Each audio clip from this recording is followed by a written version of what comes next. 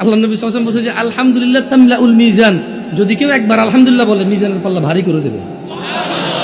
মানে দেখেন, আসমান আর জমিন সুবহানাল্লাহ বলে নাকি পরিবর্তন হয়, কিন্তু আল্লাহ নবী বলছে যে যদি কেউ আলহামদুলিল্লাহ বলে, ওর আমল নামার এই আলহামদুলিল্লাহ যখন পাল্লায় রাখা হবে তখন ওর নেকির পাল্লা ভার থাকবে। তারপরে তো কেমন আছেন বললে বলা যায় বালা নাই, বালা আছে।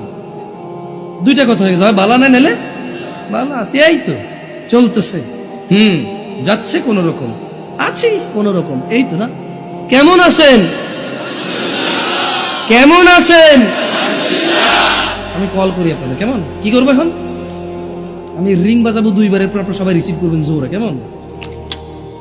ক্রিং ক্রিং। মাশাআল্লাহ, ওকে ওকে, ঠিক আছে ঠিক আছে, সাহাবাল্লাহ, জাযাকুমুল্লাহ খাইর, ভালো নাকি? হ্যালো। আবার রিং করি, কেমন? সবাই একসাথে রিসিভ করবেন কল, কেমন?